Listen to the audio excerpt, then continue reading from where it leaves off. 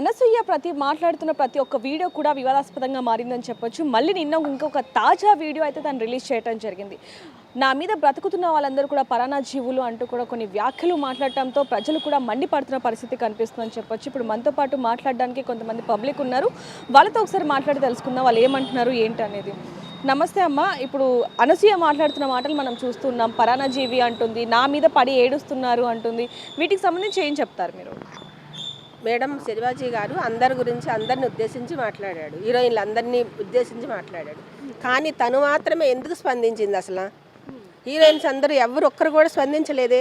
తను మాత్రం ఎందుకు స్పందించిందంటే ఎవ్రీ టైం అలాగే ఉంటుంది తను, అందుకని అలా స్పందించింది.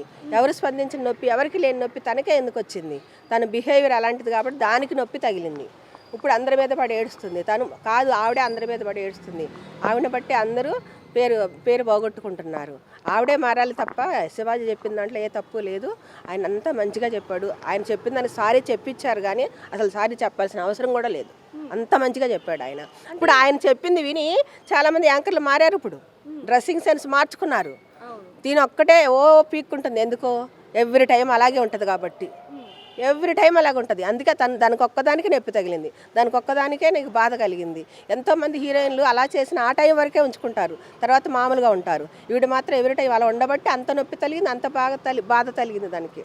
అందుకే తను చాలా మారాలండి. మరి వాళ్ళ పిల్లలు ఎదురు క్వశ్చన్ వేసే వరకు మారదేమో. తన పిల్లలు స్పందించి వాళ్ళ పిల్లలు క్వశ్చన్ అడిగితే అప్పుడు మారదు. ఇంటర్వ్యూలో తను కూడా చెప్పడం జరిగిందమ్మా, నా పిల్లలు కూడా నా డ్రెస్సింగ్ స్టైల్ గురించి అడుగుతారు, ఈ చిన్న చిన్న బట్టలు వేసుకోవద్దు అంటే అసలు ఎవరు నువ్వు ఎందుకు అడుగుతున్నావు నన్ను, షటప్ అని అనింది అంటూ కూడా ఒక ఇంటర్వ్యూలో చెప్పింది తను. ఇప్పుడు చిన్నపిల్లలు కాబట్టి షటప్ అంటే మోస్తారు. రేపొద్దున వాళ్ళు కూడా మేజర్లు అవుతారుగా, అప్పుడు నువ్వు వేయగలవా? వాళ్ళే నిన్ను మూయించుతారు. చూసుకో ముందు. అందరికంటే వాళ్ళకి స్పందించుతావు. వాళ్ళు మాట్లాడినప్పుడు నీకు బాధ కలుగుద్ది. ఇప్పుడు అందరూ మాట్లాడితే నీకు బాధ కలగదు. అప్పుడు పిల్లల కొరకు నువ్వు మారతావేమో. అప్పుడు దాకా నీకు మార్పు రాదేమో. మారాలని కోరుకుంటాము. మీరేం చెప్తారు? ఆయన చెప్పింది, శివాజీ గారు చెప్పింది చాలా బెస్ట్ పాయింట్ అండి. దీంట్లో తప్పు పట్టడానికి ఎవరిది ఏమీ లేదు. ఆమె తెలుసుకుంటే తెలుసుకోవాలా. ఇది ఇంకా ఎక్కువ ప్రాబ్లం చేయాలనుకుంటే ఎక్కడ లేడీస్ మీటింగ్ పెట్టుకున్నా ఎవరైనా సహకరిస్తారు. ఒక్క కర్రని ఎవరు ఇడిచేస్తారు. 10 కర్రలు ఇడవాలంటే ఎవరి చేత కాదు.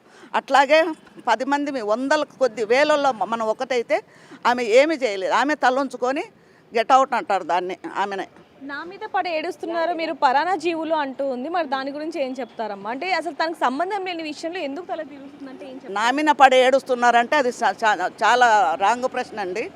అలా వేయకూడదు. వేసిన వాళ్ళని ఆమెను ఎంతమంది మెచ్చుకుంటారు, శివాజీ గారిని ఎంతమంది మెచ్చుకుంటారు అనేది ఆమెకే తేడా తెలుస్తుంది. అప్పుడు తేడా తెలిసినప్పుడు జనాలే నన్ను అంతమంది తూతు అంటున్నారని వస్తే బుద్ధి రావచ్చు, పోతే పాత లోకానికి పోవచ్చు. బట్టల గురించి అమ్మ ఒకరు చెప్తే తెలివి రాదు. వాళ్ళకై సోదాగా పుట్టాలి. పుట్టి అరే మనల్ని చూసి మన పిల్లలు చీ అనే వరకు ఉండకూడదు. మనం కూడా మనం నేర్చుకొని మన పిల్లలకు నేర్పాలి అని ఇంగిత జ్ఞానం ఉంటే అలా చెయ్యదామె. ఏ దానికైనా సమాధానం చెప్పుకొని లాస్ట్కు నాది సారీ అని లేడీస్కి కూడా ఆమె పెద్దరికం ఇచ్చి ఈ వయసు వాళ్ళు ఇలా కట్టుకోవాలి, ఈ వయసు వాళ్ళు టీనేజ్ వాళ్ళు ఇలా కట్టుకోవాలి అని ఆమెనే ఒకరికి చెప్పేంత స్టేజ్కి రావాలి. అది రాకనే కదా శివాజీ గారు తప్పుపట్టింది. ఇది అందరికీ నచ్చింది, 100% నచ్చింది. 25% ఎవరికి నచ్చాల. 75% ఎక్కువనా, 25% ఎక్కువనా? మళ్ళా అది నా విజ్ఞప్తి. ఎక్కడ లేడీస్ మీటింగ్ పెట్టుకున్నా మేము ఆల్మోస్ట్ రెడీ లేడీసు. నాకు చేత కాకపోయినా ఆటో తీసుకొని వస్తా. ఆమె గారు వచ్చినా నేను డైరెక్ట్గా మాట్లాడగలను. ఏది అనసూయ గారికా? అమ్మ అందరు చెప్పింది నువ్వు వినాల్సిందే, అందరు చెప్పాల్సింది మీరు వినాల్సిందే. ఇంతమంది ఒక పక్క అంటే నువ్వు ఒక్కదాని ఏం చేయగలవు? నువ్వు మారడానికే కదా ఇంతమంది కలగజేసుకోండేది, ఇంతమంది స్టెప్ బై స్టెప్ వచ్చి అంటుండేది అని నేను ఆమెతోటైనా నేను మాట్లాడగలుగుతా. అమ్మ మీరేం చెప్తారు అనసూయకు సంబంధించి? వేసుకోకూడదండి, తప్పు అలా వేసుకోకూడదు, మంచిగా వేసుకోవాలి. ఆమె కావాలని ఇంకా పెడతా ఉంది, రెచ్చగొడుతుంది జనాలని. అలా రెచ్చగొట్టకుండా మంచిగా వేసుకొని మారితే మంచిగా ఉంటుంది. మీరేం చెప్తారు? అంతే, అనసూయ గారిదే తప్పు. తను అలా వేసుకోవటం చాలా తప్పు. మంచిగా వేసుకుంటే అందంగా కొడుతుంది కదా తను. అందుకే బాగా వేసుకోవాలని అంటే తన పిల్లల ముందు కూడా తను అలా బిగ్నీలు వేసుకొని ఉండటం దాన్ని ఎలా చూడొచ్చు అంటారు? అంటే పిల్లలు కూడా తనని క్వశ్చన్ చేస్తున్నారు, ఆయన కూడా తను పట్టించుకోవట్లేదు. పిల్లలు క్వశ్చన్ చేస్తుర్రు అంటే అది కరెక్టే కదండి. ఇప్పుడు పిల్లలు క్వశ్చన్ చేస్తుర్రు అంటే తల్లిని చూసి పిల్లలు నేర్చుకున్నట్టే అది. కాబట్టి తల్లి బాగుండాలి, అయితే పిల్లలు బాగుంటారు. అమ్మ నమస్తే. మీరు అన్ని సమాజంలో జరుగుతున్న అన్నిటి మీద మీరు స్పందిస్తూ ఉంటారు, కానీ ఇటీవల కాలంలో అనసూయ చేస్తున్న వ్యాఖ్యలు కూడా మీరు చూడటం జరిగింది. ఇప్పుడు మళ్ళీ ఇంకో తాజా వీడియో కూడా తను రిలీజ్ చేయడం జరిగింది. దాంట్లో పరాన్న జీవులు అని కొన్ని పదాలు కూడా వాడుతుంది. మరి తన గురించి ఏం చెప్పొచ్చు? అందరికీ జై భవాని, అమ్మ ఆశీస్సులు ఎప్పుడు ఉండాలని మనస్ఫూర్తి కోరుకుంటున్నా. సో అలా అనడం కరెక్ట్ కాదు. ఎవరో ఒక మాట అంటే, ఎవరో ఏదో అంటే ఇది నాకే అన్నారు కదా అని అగ్గిపుల్లలాగా అంటించుకొని మరి జనాలకి ఇట్లా అనడము కరెక్ట్ కాదని చాలా కరెక్ట్ కాదు విషయము. సో ఎవరు ఏదో అన్నారని మీరు వచ్చి ఇట్లా మాట్లాడడం అది కరెక్ట్ కాదు. అంటే అసలు శివాజీ గారు అన్నది వస్త్రధారణ గురించి తను ఎందుకు కలగ చేసుకుంది, మరి తన ఏదైతే తను మాట్లాడిందో అది ఇప్పుడు అన్వేష్ దగ్గర నుంచి ఇంకా పెద్ద కాంట్రవర్సీ అయిపోయింది. అసలు తను స్పందించాల్సిన విషయమే అంటారా ఇది? అవునండి, ఇప్పుడు ఒక మాట చెప్తాను. అనసూయ గారికి సినిమా ఇండస్ట్రీ మొత్తం ఆమెకు సపోర్ట్గా ఉంది ఈ విషయంలో, కానీ శివాజీకి మాత్రము మన ప్రజల సపోర్ట్ మాత్రం ఉంది, ప్రజల సపోర్ట్ ఉంది. శివాజీ గారు ఏమన్నారంటే ఒక ఫంక్షన్లో, దండోర ఫంక్షన్లో అక్కడ సందర్భం బట్టి ఆయన ఒక మాట అన్నారు. సో ఆ అన్నయ్య శివాజీ అన్న గురించి మాట్లాడే ముందు నా లైఫ్ నేను ఫేస్ చేసిన చెప్తాను. నేను పెద్దమ్మ తల్లి టెంపుల్కి వెళ్తూ ఉంటాను. అక్కడ ఏమైందంటే ఒక అమ్మాయి ఇక్కడ వరకు వేసుకుని వచ్చింది బట్టలు. సో అక్కడ ఉన్న సెక్యూరిటీ వాళ్ళు ఆపేసి అలౌట్ లేదన్నారు. సరే, ఇప్పుడు మామూలుగా మనం ఎక్కడికైనా గుళ్ళకు వెళ్తే ఒంటి మీద ఫుల్ డ్రెస్ ఉంటుంది కానీ చున్నీ ఉండదు. హెయిర్ వదులుకుంటే ఇంత పొడవు హెయిర్ ఉంటుంది, వదులుకుని క్లిప్ పెట్టుకుంటారు. ఇదేనా ఫ్యాషన్ అయిపోయింది. అది శివాజీ అన్న అది అప్పుడు ఆ టైంలో ఆయన అనడం కరెక్ట్ అయింది, కరెక్ట్గా చెప్పారు.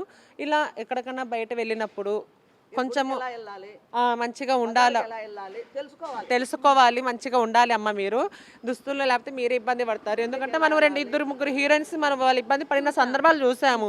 ఒక మంచిగా చక్కగా డ్రెస్ వేసుకొని మంచిగా ఉండింటే అది జరిగేది కదా. అది ఆ దృష్టిలో పెట్టుకొని ఆయన అనడం జరిగింది. ఒక మాట అన్నారు, అది ప్రపంచంలో కొంతమంది ఆయన బూత్ ఇట్లా అన్నాడు. ఎందుకంటే ఇప్పుడు మామూలుగా వ్యక్తి అనింటి ఎవరు పట్టించుకునే వాళ్ళు కాదు. సో ఆయన ఒక శివాజీ గారు బిగ్ బాస్లో వెళ్ళారు కాబట్టి, అలాగే ఆయన సోషల్ మీడియాలో ఉన్నారు కాబట్టి ఆయన ఒక మాట అన్నారు. దాన్నే పట్టుకొని ఎవరికి వాళ్ళు హైలైట్ అవ్వడం కోసం కూర్చొని మాట్లాడుతున్నారు. ఒకరేమో శివాజీ అన్న చెప్పింది కరెక్ట్ అంటున్నారు, ఒకరేమో లేదు శివాజీ ఇట్లా అన్నాడు, ఆడవాళ్ళని కించపరచడం ఇలా తప్పని ఒకరు అంటున్నారు. శివాజీ గారు అనడం ఏమో కానీ ఇక్కడ అనసూయ మాట్లాడిన మాటలు ఇంకా ఎక్కువ వివాదాస్పదంగా మారాయి.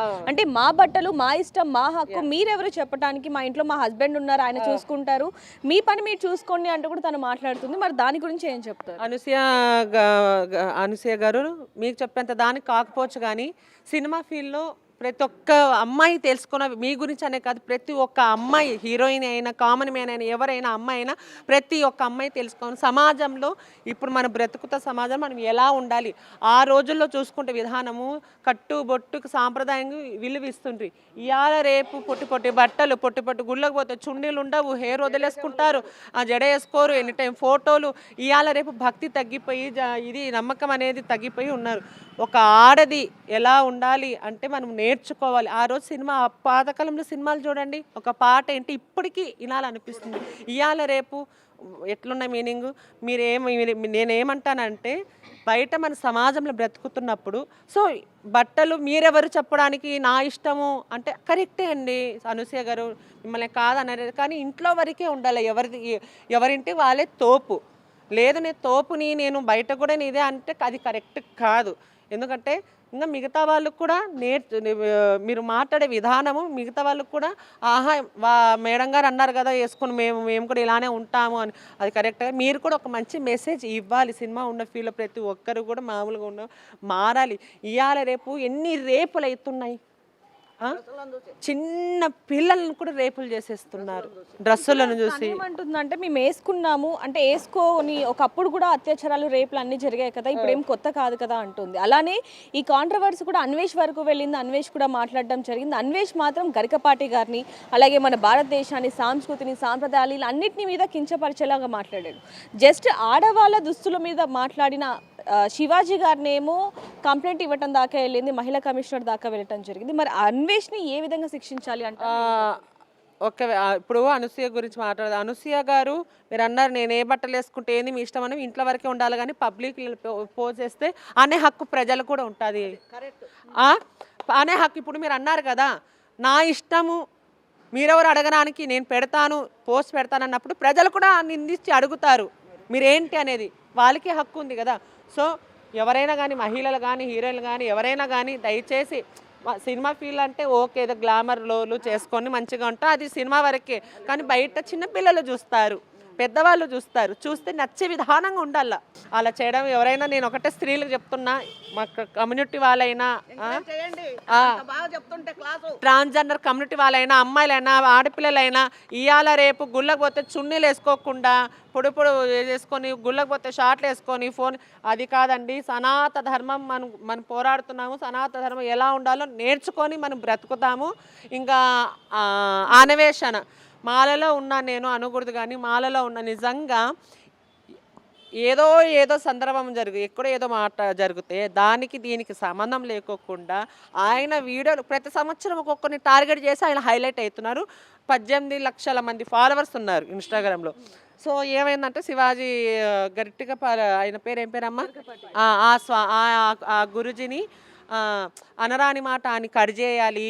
దాని తర్వాత మళ్ళీ శివాజీ నువ్వెవ్వరు నాకు చెప్పడానికి. సో యాక్చువల్గా నేను నా అన్వేషణ నీకు ఒకటే చెప్తున్నాను, మాలలో ఉన్న కాబట్టి నువ్వు బతికిపోయినావు. ఈరోజు నువ్వు తింటున్న ప్రతి తిండి నువ్వు తిరుగుతున్న ప్రతి విదేశాలలో ఎవరి సొమ్ము అని మా డబ్బు మేము చూడబట్టి మేము సబ్స్క్రైబ్ చేయబట్టి ఈరోజు నువ్వు అంటున్నావు నాకు సబ్స్క్రైబ్ లేదు అది లేదు ఇది లేదని. నువ్వు ఈరోజు ఈ పొజిషన్ రావడానికి మా జనాలు గిన లేకుంటే ఈరోజు నీ బ్రతికే లేదు. మళ్ళీ అది అనిన తర్వాత అది అసలుకి ఒక పుచ్చకాయి ఏదో ఆ కాన్సెప్ట్ తీసుకొని వచ్చి చిన్న పిల్ల అసభ్యంగా చేశాడమ్మ, చాలా చీప్గా అసలుకి. దాని తర్వాత మన తల్లిని సీతమ్మ తల్లిని రేపైంది అని ఇష్టం వచ్చినట్లు ఈ కుక్క ఇష్టం వచ్చినట్టు మాట్లాడుతూ ప్రజలని రెచ్చగొడుతూ మాట్లాడుతున్నారు. మళ్ళీ ఆ వీడియో తర్వాత మన ఇండియాని భారతదేశాన్ని కించపరుస్తూ థాయిలాండ్ గొప్పది, భారతదేశంలో ఏముంది, నేను భారతదేశానికి వస్తే నా కూతురుని కూడా రేపు చేస్తాను, ఇక్కడ వస్తే ప్రతి ఒక్క ఆడపిల్ల సేఫ్గా ఉంటుంది సేఫ్గా వెళ్తుందని మన ఇండియాని కించపరిచి మాట్లాడుతున్నాడు అమ్మ నాన్వేషణ. ఏ చెప్పుతో కొట్టాలి చెప్పండి.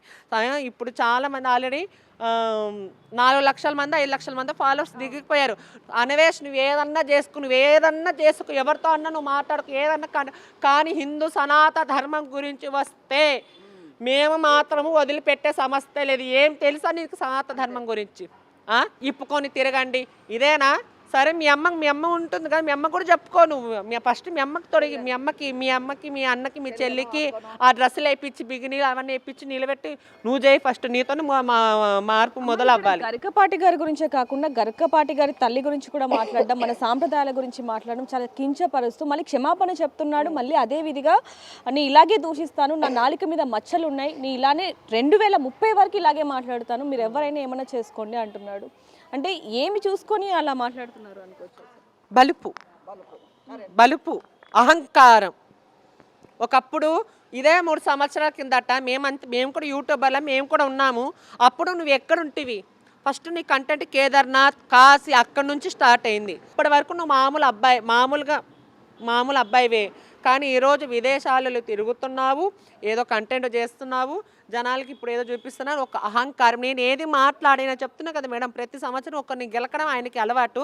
ఈ సంవత్సరము ఇప్పుడు శివాజీ ఇప్పుడు నువ్వేమనాలి అక్కడ శివాజీ గారు మీరు అలా అనడం కరెక్ట్ కాదు అన్నారు, తప్పు అని ఆ కాంటెంట్తో రావాలా కానీ మళ్ళీ ఇట్లా బూతులు తిడుతూ కర్జేం అంత పెద్ద గురుజీని అన్నాడు, ఈయనకు నోట్లో మచ్చ ఉంది అంటే అది లేదండి.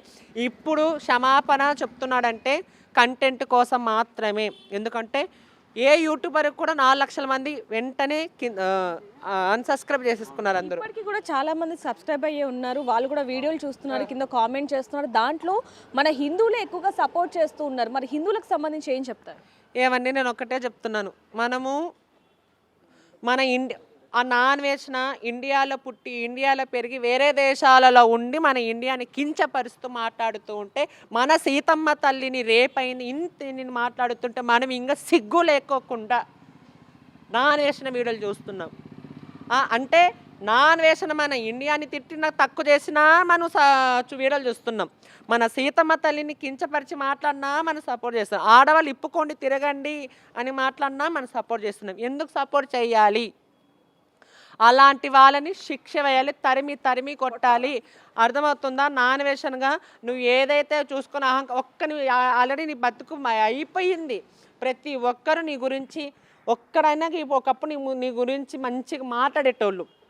ఇప్పుడు నీ బతుకేంటో అందరికీ తెలిసిపోయింది. హిందూ సోదరులారా, నేను ఒకటే చెప్తున్నా, సనాతన ధర్మంలో ప్రతి ఒక్కరు మనము సనాతన ధర్మం గురించి పోరాడుతున్నాము. ఇండియా గురించి వాడికి ఏం తెలుసు అని. ఇండియాలో ఏమేమో జరుగుతున్నాయి అంటాడు. ఇండియాలో ఏదన్నా తప్పు చేస్తే శిక్షించే చట్టాలు ఉన్నాయి. నీకేం తెలుసు? అక్కడ కూర్చొని మాట్లాడుతున్నాను. ఇండియాని తక్కువ చేసి మాట్లాడి అక్కడ మంచి చేసి మాట్లాడితే మేమైతే ఒప్పుకోము. నువ్వైతే కానీ ఇండియాకి రావాలి, నీ యూట్యూబ్ ఛానల్ సీజ్ అయిపోవాలి. నువ్వు సీతమ్మ అని అన్నందుకు నీకు తగిన శిక్ష పడాలి. శిక్ష పడేలాగా మనం అందరం సనాతన ధర్మంలో ఉన్న ప్రతి ఒక్కరు మన శిక్ష పడేలాగా చెయ్యాలి. సో చూస్తున్నాం కదా, అనసూయ మీద అలాగే అన్వేష్ మీద మాత్రం ప్రజలందరూ కూడా మండిపడుతున్న పరిస్థితి కనిపిస్తుంది. వీళ్ళే కాదు, అనేక మంది కూడా వాళ్ళిద్దరికి వ్యతిరేకంగా ఉన్నప్పటికీ కూడా వాళ్ళు మాత్రం ఎక్కడా కూడా క్షమాపణ చెప్పడానికి కూడా ముందుకు రావట్లేదని చెప్పొచ్చు.